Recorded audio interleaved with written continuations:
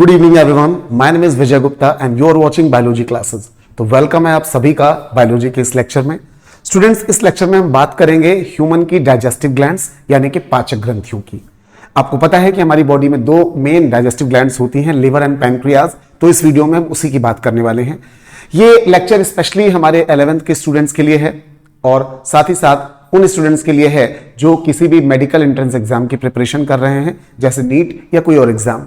तो वहां पर ह्यूमन डाइजेस्टिव सिस्टम को स्पेशली पूछा जाता है, इन ग्लैंड्स के बारे में पूछा जाता है। साथ ही साथ ये टॉपिक बीएससी सेकेंडरी के स्टूडेंट्स के लिए भी इंपॉर्टेंट है और इसके अलावा जो भी अदर बीएससी की फील्ड्स हैं, जैसे बीएससी नर्सिंग के स्टूडेंट्स हैं या कोई अदर पैरामेडिकल कोर्स कर रहे हैं स्टूडेंट्स, तो उन सबके लिए भी इंपॉर्टेंट होने वाला है वीडियो। तो चलिए बिना किसी देरी के वीडियो को शुरू करते हैं। सबसे पहली बात यह कि ये डाइजेस्टिव ग्लैंड्स क्या होती हैं, कहां पाई जाती हैं। तो आपको बता दूं कि आपको पता है कि हम सभी की बॉडी के अंदर डाइजेस्टिव सिस्टम यानी कि पाचन तंत्र होता है। अब ये जो हमारा पाचन तंत्र है स्टूडेंट्स, ये दो पार्ट्स में डिफरेंशिएट होता है। पहला पार्ट होता है एलिमेंट्री कैनाल यानी कि आहार नाल, और एलिमेंट्री कैनाल के साथ ही जो ग्लैंड्स जुड़ती हैं और डाइजेशन में हेल्प करती हैं उनको हम कहते हैं डाइजेस्टिव ग्लैंड्स। तो जैसे कि स्क्रीन पर आप देख रहे हैं कि हमारा पूरा डाइजेस्टिव सिस्टम है, जिसमें एक तरफ से लिवर और एक तरफ से पैनक्रियाज, ये दो ग्लैंड्स आपको लगी हुई दिखाई पड़ रही हैं। तो ये दोनों ग्लैंड्स ही कहलाती हैं डाइजेस्टिव ग्लैंड, जो मेनली हमारी बॉडी के अंदर पाई जाती हैं। जैसा कि आप यहां पर एक डायग्राम देख पा रहे हो, मैंने इस डायग्राम को बनाया है एक पर्टिकुलर पार्ट हमारे डाइजेस्टिव सिस्टम का, जहां पर दोनों ग्लैंड्स को मैं दिखा सकूं, उस जगह पर मैंने बनाया हुआ है। तो ये हमारा लिवर है और ये हमारा पैनक्रियाज है, और ये दोनों अटैच हुए हैं। बीच में एक स्ट्रक्चर आपको दिख रही है, that is the duodenum. Duodenum क्या होता है? जो हमारी स्मॉल इंटेस्टाइन होती है, हमारी छोटी आंत होती है, उसका जो इनिशियल पार्ट होता है, प्रारंभिक भाग जो कि सी आकार का दिखाई पड़ता है, उसको हम ड्यूडेनम कहते हैं। तो आप कह सकते हैं कि छोटी आंत का ही भाग है ड्यूडेनम, और ड्यूडेनम जो होता है वो एक तरफ जुड़ा होता है स्टमक से, यानी यहां पे स्टमक आके जुड़ेगा और आगे जाकर छोटी आंत यानी स्मॉल इंटेस्टाइन कंटिन्यू रहती है। तो जो हमारी स्मॉल इंटेस्टाइन का ड्यूडेनम वाला पार्ट है, वहीं पर लिवर और पैनक्रियाज आते हैं और अटैच होते हैं। तो इन दोनों के बारे में डिटेल में हम बात करेंगे अलग अलग सेपरेट लेक्चर में। ये पहला लेक्चर है ह्यूमन डाइजेस्टिव ग्लैंड्स पर, जिसमें मैं आपको केवल एक आउटलाइन वे में बताऊंगा कि लिवर क्या है और पैनक्रियाज क्या है। आगे के जो वीडियोस मैं बनाऊंगा इस टॉपिक पर, उनमें डिटेल में हम लिवर के इंटरनल स्ट्रक्चर को समझेंगे, प्लस लिवर के फंक्शंस को जानेंगे। साथ ही साथ हम ये जानेंगे अगले वीडियोज में कि जो पैनक्रियाज होता है वो कौन से फंक्शंस को परफॉर्म करता है और उसका स्ट्रक्चर जो है कैसा होता है, एक्सटर्नल और इंटरनल, डिटेल में। तो अभी के लिए हम बात करते हैं सबसे पहले लिवर की। उससे पहले भी यहां पर आप देख पा रहे हैं लिखा है ह्यूमन डाइजेस्टिव ग्लैंड्स। सबसे पहले आपको एक डेफिनेशन टाइप की दे दी गई है कि the digestive glands are associated with the alimentary canal. तो हमारी जो पाचक ग्रंथियां होती हैं यानी लिवर और पैनक्रियाज, वो किससे लगी होती हैं? एसोसिएटेड का मतलब लगी हुई। किससे लगी हैं? हमारे पाचन तंत्र यानी डाइजेस्टिव सिस्टम से लगी हुई है। They are as follows. अब पहली ग्लैंड्स की बात हम कर रहे हैं लिवर की। तो आपको यहां पर लिवर का डायग्राम दिख रहा होगा बिल्कुल क्लियरली। तो लिवर को पहले मैं थोड़ा सा आउटलाइन आपको जनरल बता देता हूं, फिर थ्योरी बताऊंगा तो ज्यादा बेहतर तरीके से आप समझ पाएंगे। लिवर स्टूडेंट्स हमारी बॉडी का सबसे बड़ा ऑर्गन है, it is the largest organ, और इसका जो वेट होता है वो अराउंड एक एडल्ट में लगभग 1.5 किलोग्राम 1.5 किलोग्राम होता है। अब ये जो लिवर आप देख रहे हैं ये काफी बड़ा है, और ये कहां पर पाया जाता है?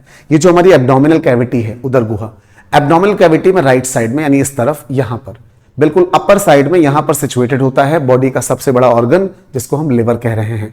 इसका कलर होता है चॉकलेटी ब्राउन कलर का, जैसा कि मैंने भी यहां पर दिखाया हुआ है आपको। तो ये हमारा लिवर है। लिवर में स्पेशली दो लोब्स होते हैं, एक बड़ा लोब होता है जिसको हम कहते हैं राइट लोब ऑफ लिवर, और एक छोटा लोब होता है जिसको हम कहते हैं लेफ्ट लोब ऑफ लिवर। तो ये तो लिवर के दो लोब्स हो गए। अब ये जो लोब्स होते हैं ये आपस में कनेक्ट होते हैं। आप देख पा रहे हैं कि बीच में व्हाइट कलर का एक एरिया आपको दिख रहा है, ये एक लिगामेंट है जिसने हमारे लिवर के राइट और लेफ्ट लोब को जोड़कर रखा हुआ है।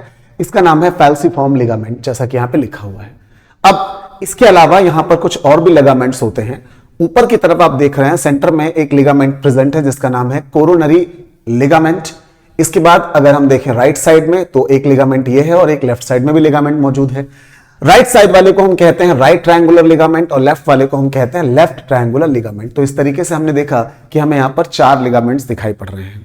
अब लिवर की ये जो दोनों लोब्स होती हैं बच्चों, ये बनी होती हैं बहुत सारी हिपैटिक सेल्स से, और इनके अंदर बनता है बाइल जूस। बाइल जूस मतलब पित्तरस, जो हमारे डाइजेशन में एक इंपॉर्टेंट रोल प्ले करता है, जिसके बारे में मैं आपको आगे बताऊंगा। तो ये जो बाइल जूस है ये कहां बनेगा? लिवर के अंदर बनेगा। अब लिवर के अंदर जो बाइल जूस बनता है इधर वाली लोब से आएगा कौन लेकर आएगा? Right hepatic duct. इधर वाली लोब में जो बनेगा उसको कौन लेकर आएगा? Left hepatic duct. तो लिवर के दोनों लोब से एक एक डक्ट निकल रही है जो बाइल जूस को लेकर आ रही है, जिसको हेपेटिक डक्ट बोल रहे हैं, राइट हेपेटिक डक्ट और लेफ्ट हेपेटिक डक्ट। तो आपने देखा ये राइट हेपेटिक डक्ट हो गई, ये लेफ्ट, और उसके बाद दोनों आगे आपस में मिल गई, और मिलने के बाद इन्होंने क्या बना लिया? Common hepatic duct. तो राइट वाली लेफ्ट वाली दोनों मिली और क्या बन गया? कॉमन हेपेटिक डक्ट यहां पर बन गई। अब ये जो कॉमन हेपेटिक डक्ट है ये थोड़ा और आगे बढ़ी, और जो भी बाइल जूस इसने बनाया था, लिवर ने बनाया था बाइल जूस, वो सारा आकर इकट्ठा हो गया। यहां पर एक थैलीनुमा रचना है जिसका नाम होता है गाल ब्लैडर। तो गाल ब्लैडर में आके इकट्ठा हो गया। अब जो डक्ट गाल ब्लैडर से निकलती है इसको बाहर ले जाने के लिए, उसका नाम होता है सिस्टिक डक्ट। तो अब आप देख पा रहे हैं गाल ब्लैडर की सिस्टिक डक्ट और यहां पर जो हमारी कॉमन हेपेटिक डक्ट, ये दोनों आपस में फ्यूज हो गई, और फ्यूज होने के बाद इनका नाम हो गया कॉमन बाइल डक्ट। आपको पता है कि जो बाइल जूस है वो बना तो लिवर में, स्टोर कहां हुआ? गाल ब्लैडर में। और स्टोर होने के बाद में ये क्या होगा कि जब इसे बॉडी में डाइजेशन के लिए जाना होगा, डाइजेशन के लिए कहां जाना होगा? ड्यूडेनम में, क्योंकि जो फूड हमारा है वो स्टमक से कहां आएगा? ड्यूडेनम में आएगा। तो जब ड्यूडेनम में फूड आएगा उसको डाइजेस्ट करने के लिए बाइल जूस को कहां जाना पड़ेगा? यहां मतलब ड्यूडेनम में जाना पड़ेगा, जो कि ये है पार्ट ड्यूडेनम। अब होगा क्या कि जो हेपेटिक डक्ट थी उन्होंने इसको कहां पहुंचाया? गाल ब्लैडर में। गाल ब्लैडर से सिस्टिक डक्ट से ये बाहर आया, उसके बाद दोनों ने मिलकर क्या बनाई है? Common bile duct. तो अब हमारा बाइल जूस कहां आ गया? कॉमन बाइल डक्ट में, और ये आने लगा ड्यूडेनम की तरफ। लेकिन अभी ये सीधे ड्यूडेनम में नहीं जाएगा। कैसे? देखते हैं। दूसरी तरफ आप देख पा रहे हैं क्या है? पैनक्रियाज है। पैनक्रियाज के अंदर से जो मेन डक्ट रेड कलर की आपको बीच में दिख रही है उसका नाम होता है पैनक्रियाटिक डक्ट, जो कि इसकी मेन डक्ट है, मेजर डक्ट है। ये पैनक्रियाटिक डक्ट आकर हमारी किसके साथ मिल गई है? कॉमन बाइल डक्ट से। और जैसे ही कॉमन बाइल डक्ट और पैनक्रियाटिक डक्ट आपस में मिली तो इनके मिलने से जो डक्ट बनेगी उसको कहते हैं हिपैटो पैनक्रियाटिक डक्ट या हिपैटो पैनक्रियाटिक एम्पुला। ये बहुत इंपॉर्टेंट नाम है और इसको हम एम्पुला ऑफ वेटर भी बोलते हैं। तो एक बार फिर से जरा पूरा समझ लेते हैं हम लोग। इसे मैं अभी आपको एक अलग से बायोलिट्री बना के दिखाऊंगा, तब आप ज्यादा बेहतर तरीके से समझ पाएंगे। तो अभी आप फिलहाल ये समझें कि क्या क्या हुआ। Right hepatic duct, left hepatic duct दोनों मिली और दोनों के मिलने से क्या बन गई? Common hepatic duct. Common hepatic duct और सिस्टिक डक्ट मिली तो क्या बन गया? कॉमन बाइल डक्ट बन गई। कॉमन बाइल डक्ट मिल गई किसके साथ जाकर? आपकी पैनक्रियाटिक डक्ट के साथ। तो क्या बना? हिपैटो पैनक्रियाटिक एम्पुला या hepato pancreatic duct. Hepato word liver के लिए है, पैनक्रियाटिक वर्ड पैनक्रियास के लिए है, और दोनों मिलकर क्या बनाया है? Hepato pancreatic ampulla. और हिपैटो पैनक्रियाटिक एम्पुला जो होता है वो जाकर कहां खुलेगा? आपके ड्यूडेनम के अंदर। और ड्यूडेनम के अंदर जब ये खुलेगा तो वहां पर एक वॉल्व होगा जिसको कहेंगे sphincter of Oddi, sphincter of Oddi, जिसके द्वारा ये यहां पर खुलेगा। तो ये पूरा बाइल पैसेज हो गया, बाइल जूस का पूरा रास्ता हो गया। इसको बाइलरी ट्री भी बोला जाता है। इसके बारे में अभी मैं आगे बात करूंगा फिर से एक बार। तो इतनी बातें मैंने जनरल आपको लिवर के बारे में बता दी। अब इन्हीं सब बातों को मैं यहां पर आपको बताने जा रहा हूं लिवर में, कि liver is the largest organ. अब एक एक करके हम सारे पॉइंट्स थ्योरी के भी देख लेते हैं। Liver is the largest gland of the body. तो लिवर हमारी बॉडी की सबसे बड़ी ग्लैंड होती है, सबसे लार्जेस्ट ग्लैंड होती है। The weight is about 1.2 to 1.5 kg in an adult human. तो मनुष्य में जो कि एडल्ट हो चुका है, इसका जो वेट होगा वो कितना होगा? अराउंड 1.2 से 1.5 किलोग्राम के बीच में इन एन एडल्ट ह्यूमन, एडल्ट में जिसकी एज 18 प्लस है। It is located at the upper right section of the abdominal cavity. तो ये हमारी एब्डोमिनल कैविटी हो गई। इसका अपर यानी ऊपर की तरफ राइट सेक्शन इधर वाला यहां पर लोकेटेड होता है हमारा लिवर, एब्डोमिनल कैविटी के अंदर। It is divided into 2 lobes. ये 2 लोब्स में बटा हुआ है, राइट एंड लेफ्ट। तो आपने देखा right lobe and left lobe, separated by the falciform ligament. और दोनों लोब्स आपस में किसके द्वारा सेपरेट होती हैं? लिगामेंट के द्वारा, and the ligament is known as falciform ligament. Liver cells produce bile juice. As I told you before कि लिवर के अंदर जितनी भी सेल्स होंगी they are called hepatic cells. इनको मैं आगे डिटेल में पढ़ाऊंगा। तो वो क्या बनाएंगी? बाइल जूस सेक्रेट करेंगी, बाइल जूस बनाएंगी, विच store in the gall bladder. और ये सारा आकर कहां स्टोर होता है? गाल ब्लैडर में, जैसे हम हिंदी में पित्ताशय के नाम से जानते हैं। Right and left hepatic ducts carry bile juice as common hepatic duct. अब देखो, राइट और लेफ्ट दोनों हेपेटिक डक्ट्स बाइल जूस को लाती हैं किस फॉर्म में? कॉमन हेपेटिक डक्ट के अंदर लाती हैं। Okay, and stored in the gall bladder. और लाकर कहां स्टोर कर देती हैं? गाल ब्लैडर में। फिर लिखा हुआ है कि the cystic duct and common hepatic duct. Cystic duct कहां से निकली है और कॉमन हेपेटिक डक्ट आपकी ये फ्यूज टुगेदर, आपस मिल जाती हैं and to form common bile duct. ये आपस मिली और इन्होंने क्या बनाया? Common bile duct. तो द सिस्टिक डक्ट, सेंटेंस पर ध्यान दें, and the common bile duct, दोनों आपस में फ्यूज होंगी, common hepatic duct, and to form common bile duct, और वो क्या बनाएंगी, कॉमन बाइल डक्ट बनाएंगी, which fuses with the pancreatic duct। अब आपने देखा कि हमारी जो कॉमन बाइल डक्ट है वो किसके साथ फ्यूज हो गई, पैनक्रियाटिक डक्ट के साथ, और जब ये दोनों आपस मिली एंड टू फॉर्म हिपैटोपैनक्रियाटिक डक्ट, तो ये क्या बनाएंगे, हिपैटोपैनक्रियाटिक डक्ट बनाएंगे, जिसे आप हिपैटोपैनक्रियाटिक एम्पुला भी कहते हैं, which is also known as ampulla of Vater, और इसे एम्पुला ऑफ वेटर भी कहा जाता है। ओपन्स इनटू ड्यूडेनम, और ये कहां खुलेगा, ड्यूडेनम के अंदर खुलेगा, गार्डेड बाय अ स्पिंचर, एक वॉल्व एक स्पिंचर के द्वारा गार्डेड होगा, that is called sphincter of Oddi, तो यहां पर भी लिखा है that is called sphincter of Oddi. तो ये बहुत ही आउटर या कहिए एक्सटर्नल बात की मैंने लिवर के बारे में, और इसके बाद अभी मैं आपको एक बार बाइलरी सिस्टम फिर से बताता हूं। ये जो मैंने पूरा यहाँ पे बनाया है, स्टूडेंट्स को कंफ्यूजन हो जाती है, तो इसे मैं अलग से ड्रॉ करके आपको दिखाऊंगा, तो आप ज्यादा बेहतर तरीके से समझ पाएंगे। और उसके बाद फिर इस वीडियो में हम बात करेंगे आपसे पैनक्रियाज की एक आउटलाइन की। आपको लग रहा होगा कि लिवर पर इतनी कम डिटेल सर ने अभी दी है, तो आपको क्लियर कर दूं कि ये मेरा पहला लेक्चर है जिसमें मैं लिवर और पैनक्रियाज दोनों को बहुत शॉर्ट में आपको बता रहा हूं, क्योंकि दोनों को कंबाइन करके ह्यूमन डाइजेस्टिव ग्लैंड के फॉर्म में बता रहा हूं। इसके बाद जो मैं नेक्स्ट लेक्चर बनाऊंगा स्टूडेंट्स, वो स्पेशली लिवर पर ही डेडिकेटेड होगा, जिसमें लिवर के अंदर का पूरा डिटेल स्ट्रक्चर और फंक्शंस की हम बात करेंगे। ठीक उसके बाद जो तीसरा लेक्चर आएगा उसमें मैं पैनक्रियाज की डिटेल में बात करूंगा सारी बातें। तो यहां पर लिवर और पैनक्रियाज को मैं शॉर्ट में बता रहा हूं आपको पहले लेक्चर में। तो चलिए अब हम जानते हैं इसके बाइलरी सिस्टम को, कि बाइलरी सिस्टम क्या होता है। ओके स्टूडेंट्स, तो मैंने यहां पर एक डायग्राम बनाया है रफली इसी डायग्राम से लेकर, और ये थोड़ा सा डिटेल कर दी है इसको ताकि आप बेहतर तरीके से बाइलरी सिस्टम को समझ पाएं, क्योंकि अक्सर स्टूडेंट्स को ये डक्ट्स जो यहाँ पर होती है इतनी सारी, इनमें कंफ्यूजन हो जाती है, तो इसलिए मैंने इसको अलग से बनाया है ताकि इजीली आप इसे समझ पाएं। तो यहाँ पर ध्यान से देखें, ये लिवर है, एक बार आप फिर से इसे याद कर लें मेरे साथ में। लिवर से ये वाला लेफ्ट लोब, ये वाला राइट लोब, राइट लोब से क्या निकला है, right hepatic duct, left lobe से क्या निकला है, लेफ्ट हेपेटिक डक्ट, दोनों ने मिलकर क्या बनाया है, कॉमन हेपेटिक डक्ट। आप यहां पर भी देख लें, left hepatic, right hepatic duct, left hepatic duct दोनों मिले तो क्या बनी, कॉमन हेपेटिक। अब ये गाल ब्लैडर, गाल ब्लैडर से क्या निकलता है, सिस्टिक डक्ट, दोनों मिल जाती हैं और क्या बना लेती हैं, ये कॉमन बाइल डक्ट। तो सिस्टिक डक्ट और कॉमन हेपेटिक डक्ट मिलकर क्या कहला रही है, कॉमन बाइल डक्ट।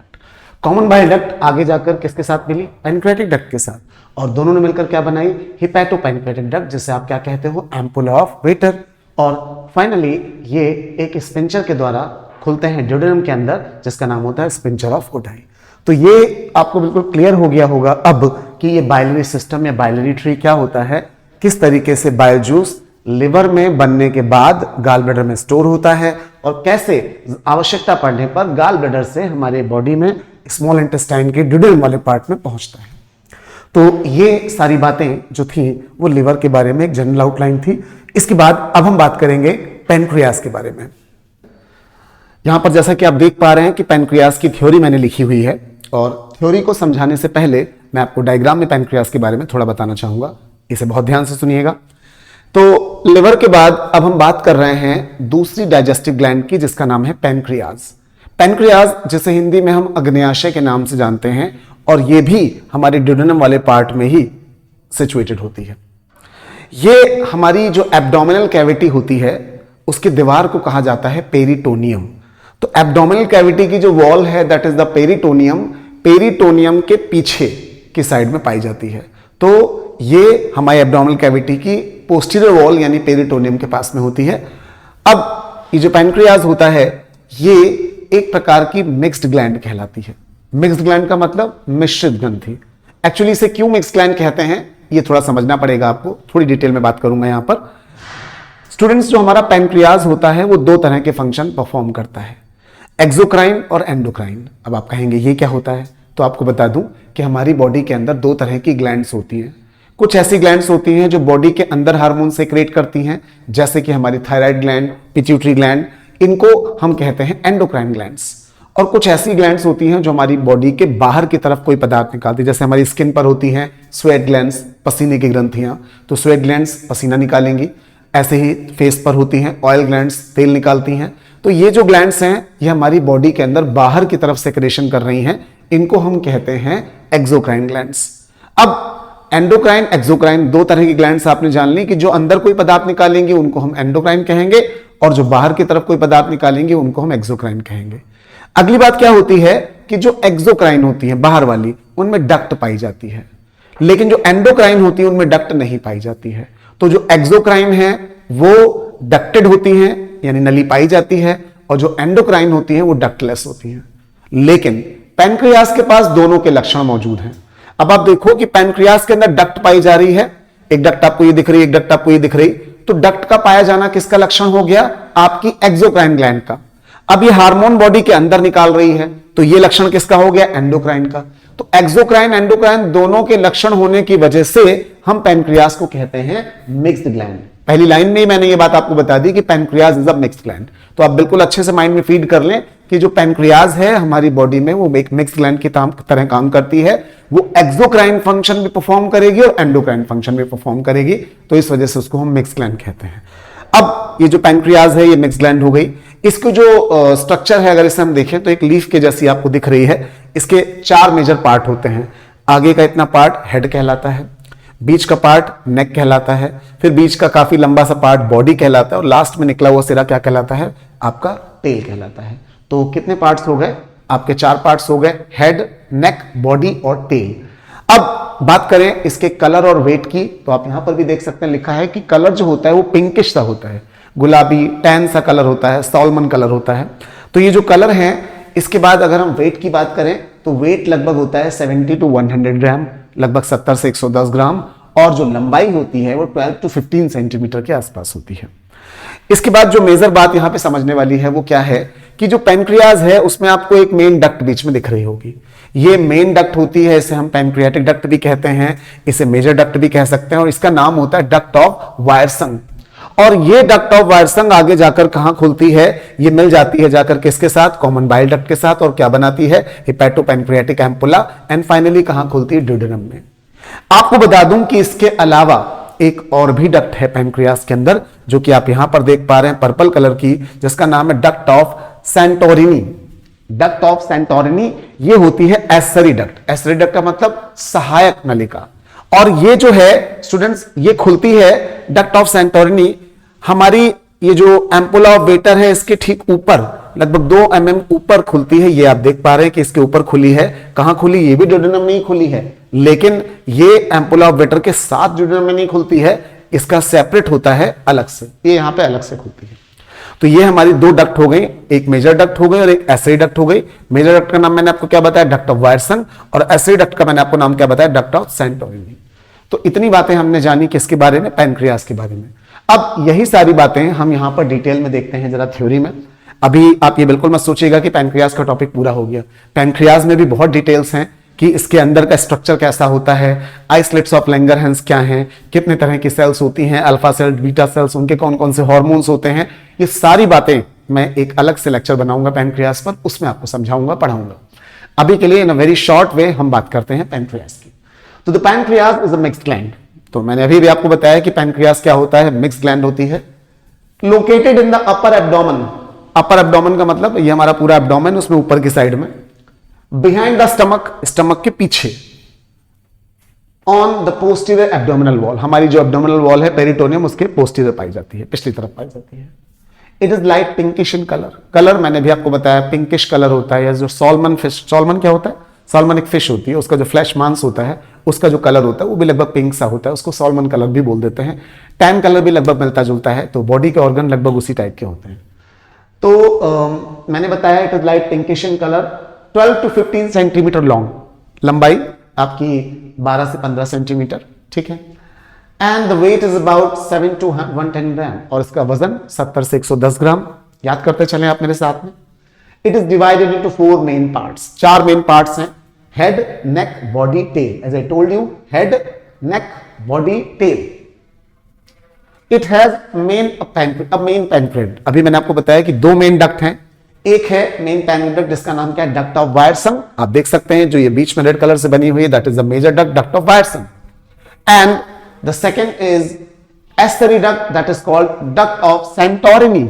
और एक है एस्सरी डक्ट जिसका नाम क्या है? ये आप देख पा रहे हैं पर्पल कलर की, डक्ट ऑफ सैंटोरिनी।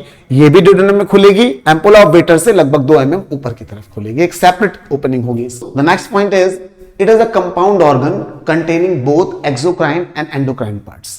ये बात मैंने अभी आपको बताई थी कि पैनक्रियाज एक कंपाउंड ऑर्गन है, एक मिक्स्ड ऑर्गन है, जिसका कुछ पार्ट एक्सोक्राइन और कुछ part endocrine. Actually most of the part is exocrine, endocrine part बहुत थोड़ा होता है। The exocrine part secrete an alkaline pancreatic juice. जैसे कि हमको पता है कि जब डाइजेशन होता है तो डाइजेशन के टाइम पे पैनक्रियाज से कौन सा जूस निकलता है? Pancreatic juice. पैनक्रियाज का मेन काम ही है पैनक्रियाटिक जूस, इसीलिए ये डाइजेस्टिव ग्लैंड कहलाती है। तो पैनक्रियाज में सबसे प्रमुख कार्य क्या होगा? एक जूस बनाना जो कि एल्कलाइन क्षारीय होता है, जिसका नाम होता है पैनक्रियाटिक जूस। और पैनक्रियाटिक जूस एक कंप्लीट डाइजेस्टिव जूस होता है, पूर्ण पाचक रस, जिसके द्वारा फूड के सारे कंपोनेंट्स को डाइजेस्ट किया जा सकता है। तो ये बहुत इंपॉर्टेंट रोल निभाता है हमारे डाइजेशन में। तो the exocrine part secrete an alkaline pancreatic juice and the endocrine part, अब जो इसका एंडोक्राइन पार्ट है वो हार्मोन निकालेगा। तो the endocrine part secrete hormones such as insulin and glucagon. ये दो मेन हार्मोन हैं, जिसमें इंसुलिन का नाम तो आप सभी ने सुना होगा कि पैनक्रियाज से इंसुलिन निकलता है। आप सबको पता है कि पैनक्रियाज से अगर इंसुलिन नहीं निकलेगा या कम निकलेगा तो हमको डायबिटीज हो जाती है, जिसमें हमारी जो ब्लड शुगर है वो कन्वर्ट नहीं हो पाती है ग्लाइकोजन में। ये क्या कॉन्सेप्ट है, कैसे डायबिटीज हो जाती है, इंसुलिन का क्या रोल होता है, ये सारी बातें हम पैनक्रियाज वाले लेक्चर में करने वाले हैं। ओके, तो इस आखिरी पार्ट में आपको क्या बताया गया, आखिरी पॉइंट में, कि हमारा पैनक्रियाज एक्सोक्राइन एंडोक्राइन दोनों फंक्शन परफॉर्म करता है। एक्सोक्राइन पार्ट क्या बनाता है? आपका पैनक्रियाटिक जूस बनाता है, और एंडोक्राइन पार्ट कुछ इंपॉर्टेंट हार्मोन्स निकालता है, जैसे इंसुलिन और ग्लूकेगॉन वगैरह। तो ये एक जनरल बातें थी हमारे पैनक्रियाज के बारे में जो आपने समझनी होंगी। तो पैनक्रियाज के बारे में सारा डिटेल मैंने आपको दे दिया।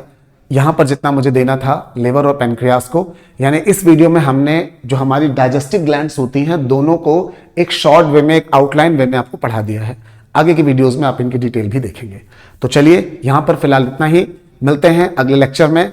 लिवर के टॉपिक को मैं आपको डिटेल में पढ़ाऊंगा। यहां पर इतना ही। Thanks for watching, have a good day.